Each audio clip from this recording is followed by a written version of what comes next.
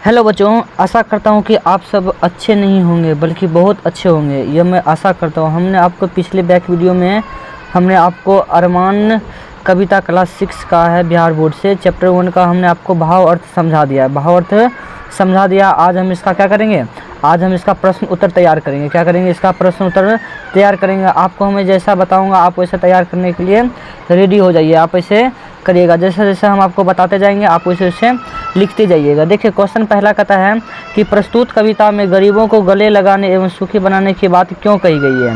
मतलब कविता में गरीब लोग हैं उसको गले लगाने और सुखी बनाने की बात क्यों की गई है। आपके इसके आंसर में लिखिएगा, उत्तर में लिखिएगा कि कविता में गरीब लोगों को गले लगाने एवं सुखी बनाने की बात इसीलिए कही गई है क्योंकि गरीब लोग के ऊपर किसी की छाया नहीं होती है। गरीब लोग को कोई मदद करने वाला नहीं होता है। गरीबों के विकास के बिना हमारे देश का विकास कभी भी नहीं हो सकता है। अतः हम जब तक अपने समाज में गरीब लोगों की सहायता नहीं करेंगे, गरीब लोगों की मदद नहीं करेंगे, तब तक हमारा देश उन्नति के आगे नहीं बढ़ पाएगा। अब आइए 2 नंबर क्वेश्चन देखते हैं। इसका 2 नंबर क्वेश्चन समझते हैं कि 2 नंबर क्वेश्चन क्या कर रहा है, कि 2 नंबर क्वेश्चन क्या कर रहा है, देखते हैं।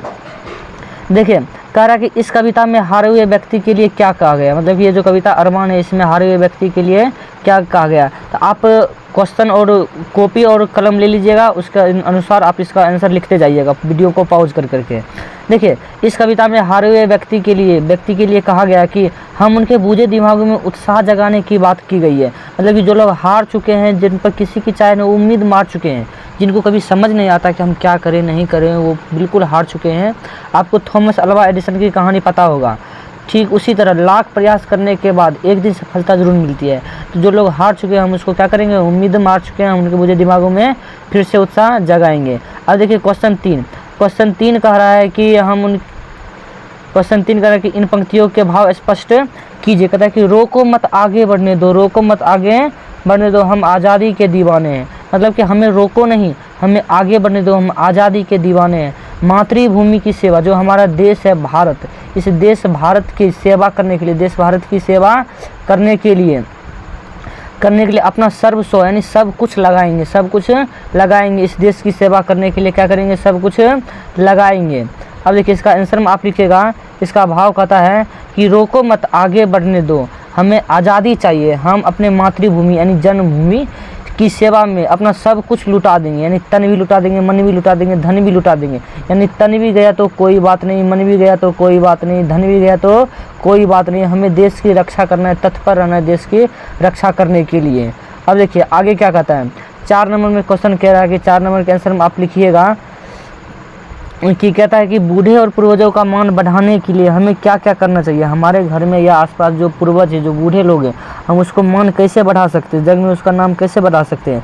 तो आप इसका उत्तर में लिखिएगा कि बूढ़े और पूर्वजों का मान बढ़ाने के लिए हमें उनके बताए गए मार्ग पर सदा चलना चाहिए। हमारे जो पूर्वज हैं, हमारे माता पिता दादा दादी जो भी हैं, उनके बताए गए रास्तों पर हमें क्या होगा, रास्तों पर चलना होगा। रास्तों पर क्या होगा, चलना होगा। उनकी सेवा करनी होगी। हमें ऐसे काम करना चाहिए जिससे हमारे पूर्वजों पर गर्व हो, पूर्वज हमारे ऊपर क्या करें, गर्व करें। हमें हमेशा ऐसा काम करना चाहिए जिससे हमारे पूर्वज क्या हो, हमारे ऊपर गर्व करें। अब देखिए 5 नंबर क्वेश्चन कहता है कि, देखिए 5 नंबर क्वेश्चन क्या कहता है, क्या आप कभी किसी चीज़ से हारे, यदि हाँ तो अपने हार को जीत कैसे बनाया है। तो आप इसका उत्तर आप खुद से देने की कोशिश कीजिएगा। आपके लाइफ में, आपके जीवन में ज़रूर ऐसा कोई ना कोई कार्य हुआ होगा जिसमें आप असफल हो गए होंगे, लेकिन फिर लाख प्रयास करने के बाद आप उस पर सफल हो जाइएगा। तो आप ही अपने अनुसार बनाइएगा, समझे ना। सब कुछ हम ही नहीं बना के देंगे, कुछ आप भी कोशिश करिएगा। अब देखिए क्वेश्चन 6 क्या पार्ट से आगे, अब क्या देखते हैं पार्ट से आगे देख लीजिए। जो इंपॉर्टेंट क्वेश्चन होगा आप उसको लिखते जाइएगा। देखिए कहता है कि पार्ट से आगे का क्वेश्चन नंबर 1 कहता है कि इस कविता का कौन सा अंश आपको सबसे अच्छा लगता है। इस कविता का कौन सा अंश आपको सबसे अच्छा लगता है।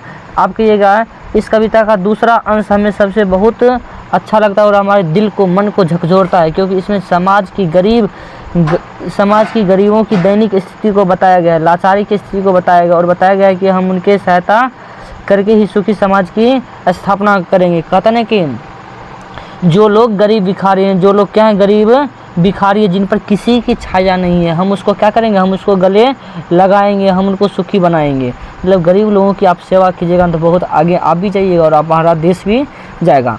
अब देखिए क्वेश्चन नंबर 2 कहता है कि आप भी कुछ शौक़ या अरमान होंगे, उनको पूरा करने के लिए आप क्या करना चाहेंगे। मतलब कि हर व्यक्ति का, हर इंसान का कुछ ना कुछ शौक़ होता है कि हम इंजीनियर बने, डॉक्टर बने, कलेक्टर बने, डीएम बने, कुछ भी बने, समझे ना। तो उसके बनने के बाद आप समाज में क्या सब करना चाहते हैं, आप समाज में क्या सब करना चाहते हैं, क्या परिवर्तन करना चाहते हैं, आपका क्या शौक़ है, अरमान है। तो आप इसका आंसर करिएगा, मेरा शौक़ या अरमान होगा, क्या होगा, अरमान, अरमानी लिख दिया, कोई बात नहीं है।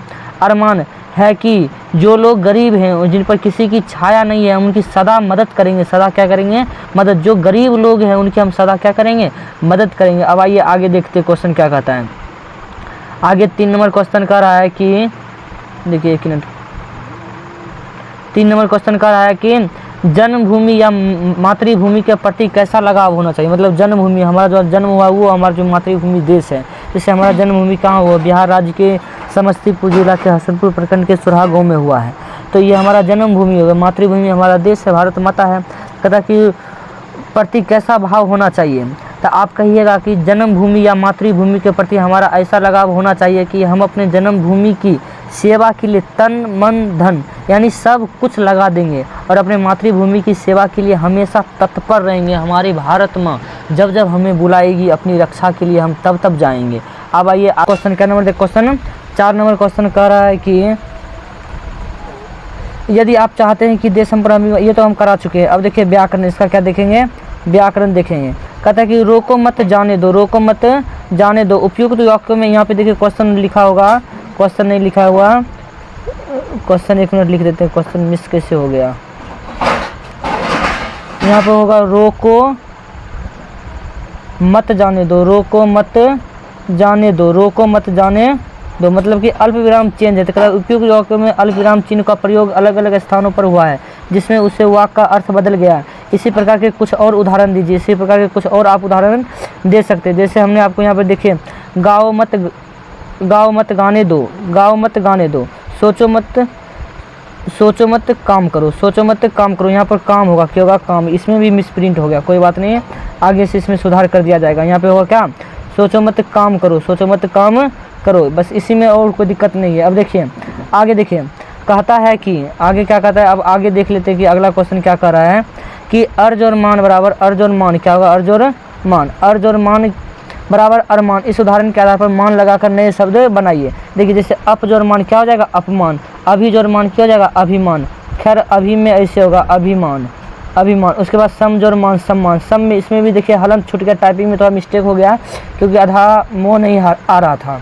उसी तरह बुद्धि जोड़ मान, बुद्धिमान। गति जोड़ मान क्या हो जाएगा, गतिमान। अब आगे देखिए, आगे ये चैप्टर खत्म हो गया।